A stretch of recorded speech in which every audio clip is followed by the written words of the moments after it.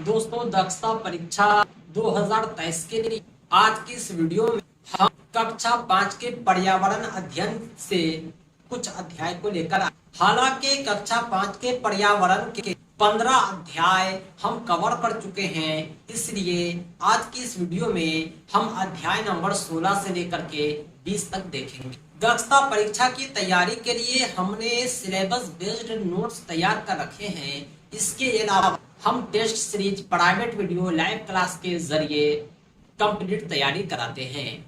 अगर आप दक्षता परीक्षा में सम्मिलित होने वाले हैं तो आप कंप्लीट नोट्स प्राप्त कर सकते हैं।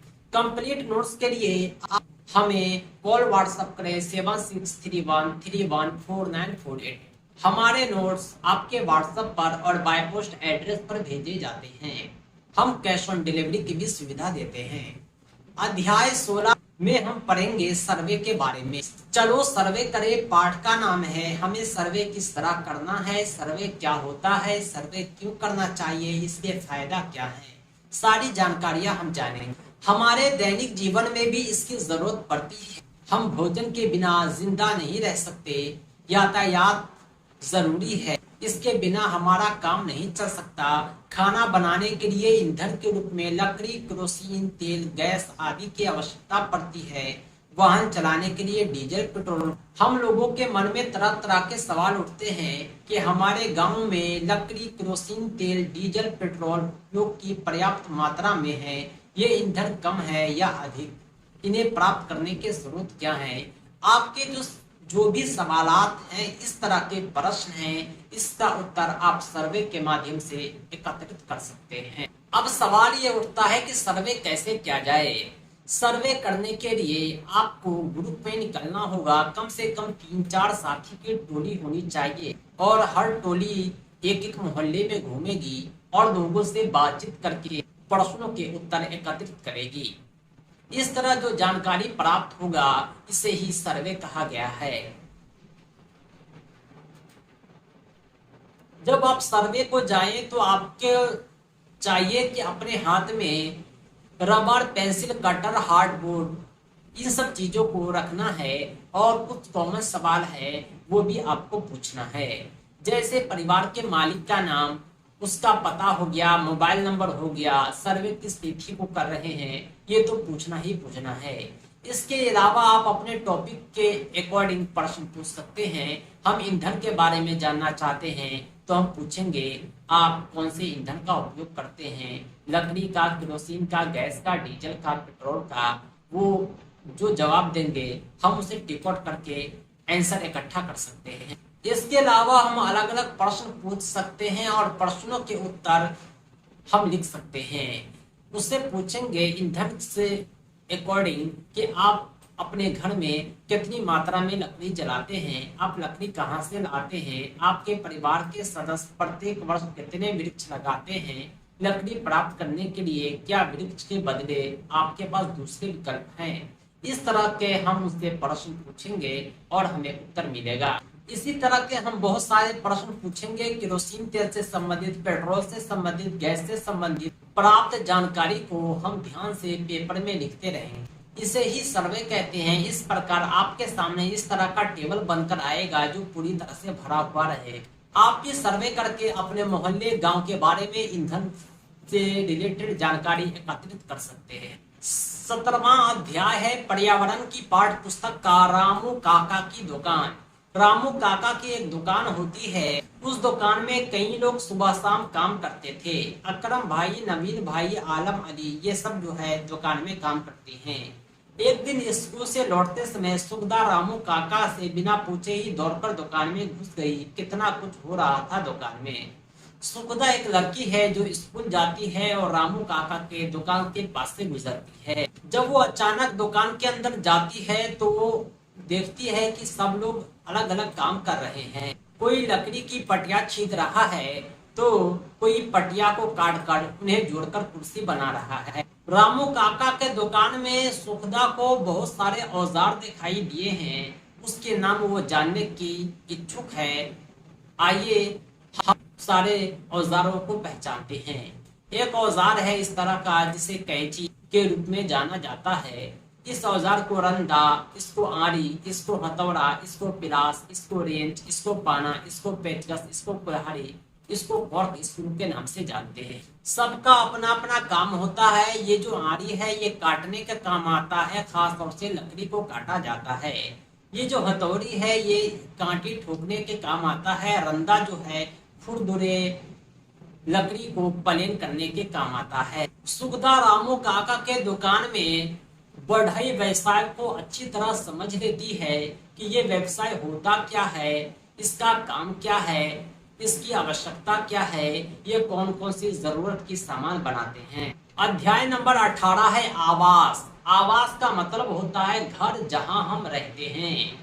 जरूरी नहीं कि हमारे पास ही आवास है, बल्कि हर जंतु हर जीव के अपने अपने आवास होते हैं। ये वही लड़की सुखदा है जो ऊपर भी थी। ये गांव जो है शहर के नजदीक है। सुखदा का गांव से सैकड़ों लोग कामकाज के लिए शहर जाते हैं और शहर से शाम तक वापस आ जाते हैं। शहर से लौटकर इकबाल काका ने सुखदा के दादाजी को बताया कि गांव के पूरब की तरफ जमीनों पर कॉलोनियां बनने वाली है।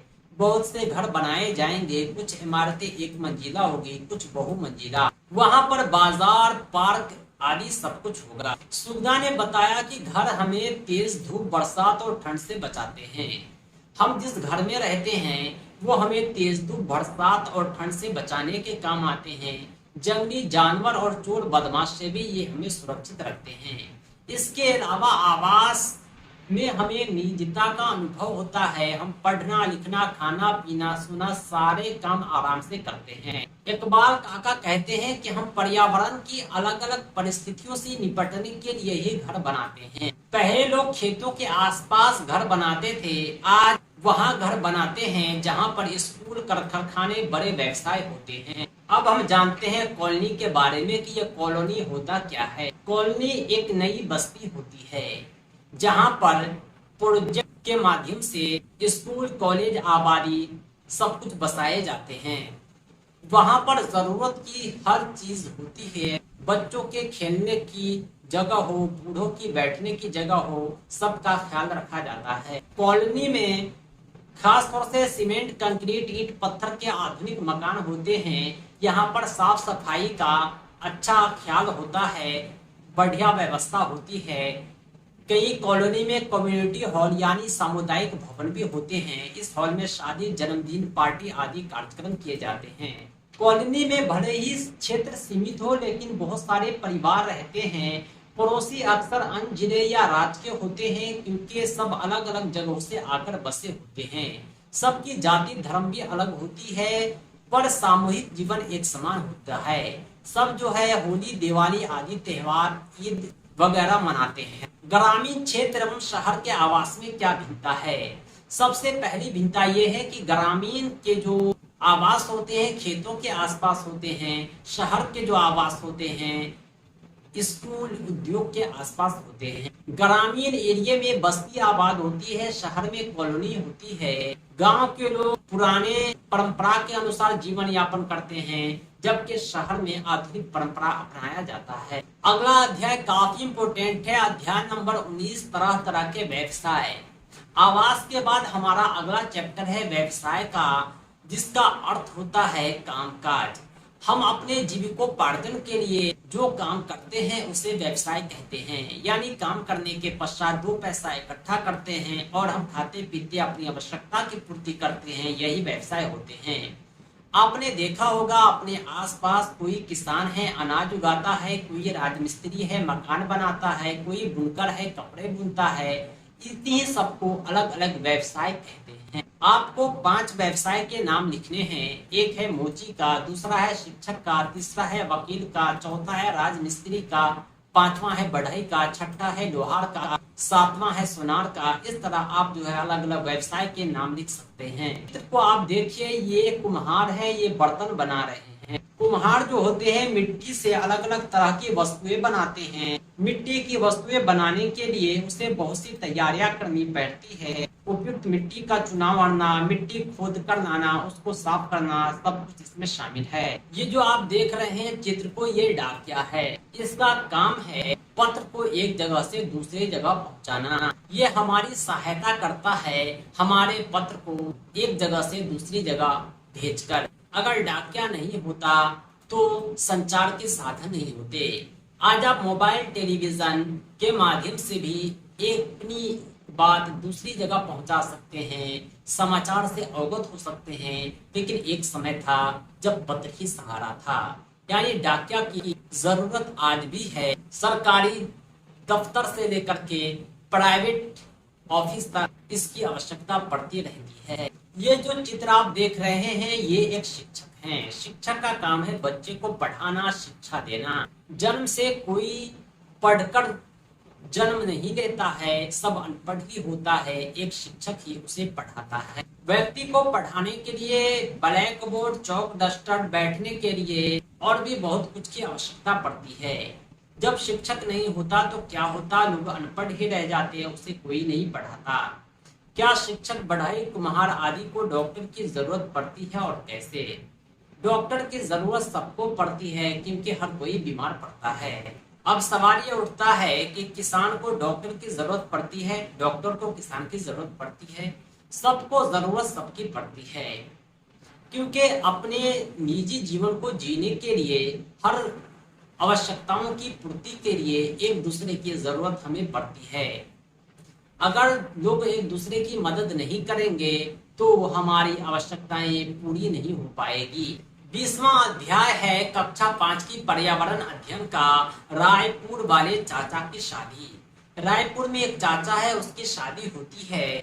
सुगदा फिर जो है रायपुर वाले चाचा की शादी में जाते हैं। दादाजी बैठकर बातचीत कर रहे थे कि बड़े भैया का पत्र आया है, हम सभी को इसी महीने रवि की शादी में रायपुर जाना है। बच्चों के स्कूल में भी गर्मी की छुट्टियां होने वाली है, लौटने में करीब 10 दिन लग जाएंगे, हम सभी को जाने की तैयारी में जुट जाना है। सुगदा के पिताजी कहते हैं कि मैं कल कार्यालय से लौटूंगा तो पटना से रायपुर के लिए आरक्षित टिकट लेकर आऊंगा। गांव से पटना तक हम बस से जाएंगे। दादाजी ने आगे बताया, दोनों बहुएं शादी में दिए जाने वाले कपड़े और उपहारों की तैयारी कर लेंगी।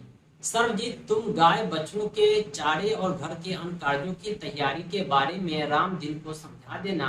सुगदा और अमन, तुम दोनों दादी और माँ को सामान रखने सहेजने में मदद करना।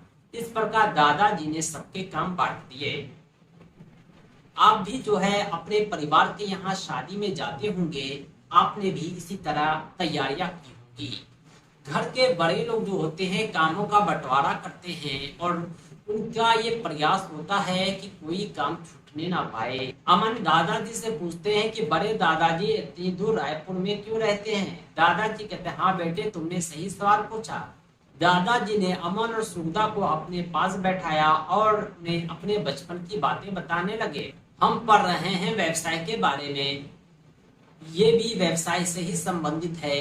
यानी बड़े दादाजी जो रायपुर में रहने लगे अपने व्यवसाय के कारण, उन्हें जो वही नौकरी लग गई और वे वहीं रह गए। अब शादी हो रही है, इसलिए अपने परिवार के लोगों को बुला रहे हैं। सब के सब शादी में रायपुर जाएंगे। सब लोग शादी में जाते हैं, शादी होती है, बारात भी जाती है, बच्चे मंडप में खूब मजे करते हैं। अध्याय 21 है जो अंतिम अध्याय है। लकी जब बीमार पड़ा। लकी एक बच्चा है, वो कई दिनों के बाद स्कूल आया है। शिफा उसे देखकर बोली है, लकी क्या बात है, तुम बहुत दुबले पतले कमजोर लग रहे हो। लकी ने बताया कि उसे मलेरिया हो गया था। आगे हम मलेरिया के बारे में जानेंगे। आदिल और उसके जो साथी हैं वो समझ नहीं पा रहे हैं कि ये मलेरिया होता क्या है। वो सब के सब गुरु जी के पास जाते हैं और पूछते हैं मलेरिया के बारे में। लकी ने बताया कि हमें जो है शुरू में ठंड लगी और कपकपी आई, सिर दर्द हुआ, फिर तेज बुखार चढ़ा, कुछ समय के बाद पसीना आया और बुखार कम हो गया। दोस्तों, यही मलेरिया का लक्षण है। आम बुखार में पसीना नहीं आता है, बुखार कम नहीं होता है, लेकिन मलेरिया का जो लक्षण है उसमें पसीना आता है, बुखार कम हो जाता है। गुरुजी ने कहा कि ये तो मलेरिया का लक्षण है। लकी कहता है कि मेरी माँ जब डॉक्टर के पास लेकर जाती है तो डॉक्टर ने बताया कि इन लक्षणों से मलेरिया होने की आशंका लगती है। और अभी मेरे पास मलेरिया के कई मरीज भी आ रहे हैं। इसके खून की जांच के बाद ही हम किसी नतीजे पर पहुंच पाएंगे। लकी के खून की जांच होती है तो पता चलता है कि मलेरिया है। ये एक संक्रामक रोग है, दवा खाने पर ठीक हो जाएगा। संक्रामक रोग उसे कहते हैं जो एक व्यक्ति से दूसरे व्यक्ति में संक्रमण होता हो, फैलता हो। लकी ने नियमित रूप से दवा खाई, वो ठीक हो गया। हम संक्रामक रोग के बारे में जान चुके हैं। ये जो है किसी माध्यम से एक व्यक्ति से दूसरे व्यक्ति में फैल जाता है, पटौवा बीमारी भी कहते हैं। अब सवाल ये उठता है कि एक व्यक्ति से दूसरे व्यक्ति में ये कैसे पहुंचता है। ये रोग वायु से किसी रोगी व्यक्ति के संपर्क में आने से, दूषित भोजन से या जल से, कीड़े मकोड़े के काटने से हमारा भोजन या जल दूषित हो जाता है, एक व्यक्ति से दूसरे व्यक्ति तक पहुंच जाता है। मलेरिया से अगर आप बचना चाहते हैं तो आपको मच्छरों से बचना होगा, क्योंकि खास तौर से मलेरिया मच्छरों से ही होता है।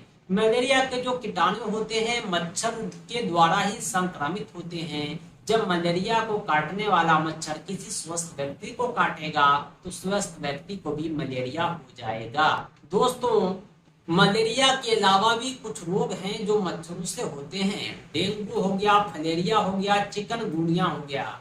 ये सब ऐसे रोग हैं जो मच्छरों के काटने से होते हैं। इसीलिए हमें मच्छरों से बचना चाहिए। घर में मच्छरदानी का प्रयोग करना चाहिए। धुआं करके भी मच्छर भगा सकते हैं, लेकिन जहां पानी जमा हो, मिट्टी का तेल डालने से मच्छर से फैलने वाली बीमारियों से आप बच सकते हैं। एहतियात के तौर पर हमें ताजा भोजन खाना चाहिए, उबला हुआ पानी पीना चाहिए। साथ ही साथ अपने घर आस पड़ोस की भी स्वच्छता का खास ध्यान रखना चाहिए। इससे आप कुछ और संक्रामक बीमारी से बच सकते हैं, जैसे डायरिया, कॉलेरा, खांसी, खुजली। ये सब संक्रामक बीमारी है, मलेरिया के तरह ही फैलने वाली, पटने वाली बीमारी है। दोस्तों, ये थे पर्यावरण अध्ययन कक्षा 5 के शेष अध्याय। पर्यावरण अध्ययन के सभी अध्याय समाप्त हो चुके हैं। नेक्स्ट वीडियो में हम दूसरे कक्षा के अध्याय को पढ़ेंगे। दक्षता परीक्षा का कंप्लीट नोट्स आप हमसे प्राप्त कर सकते हैं। इसके अलावा weekly test, private video, live class के माध्यम से हम कंप्लीट तैयारी कराते हैं। जनरल टीचर, उर्दू टीचर, शारीरिक शिक्षक सभी के नोट्स हमारे पास मौजूद हैं। आप कॉल व्हाट्सएप करें 7631314948 पर।